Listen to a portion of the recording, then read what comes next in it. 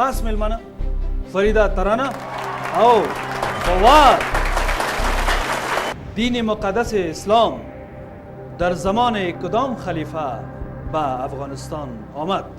واه، در جواب های شما است: الف حضرت عثمان رضی الله تعالی عنہ، ب حضرت ابو بکر صدیق رضی الله تعالی عنہ. در هر سوالی که بند میمونید 50 رو پیش از 50 رو پیش از من. 50 رو پیش از تو 50 رو. این تو درخت است که همیشه سرسبز می باشه. دغه مشهور است در استاد سترګو بلا واخلم بیا د سترګي ولې سري بام چې وار د خطا نشي ما منلی برغرید د کوم شاعر؟ بله بله. السلام علیکم. څوک غواړي چې شي کې می خواهد که شود میلیونر؟ السلام علیکم. What a surprise. دوست علیکم هستید؟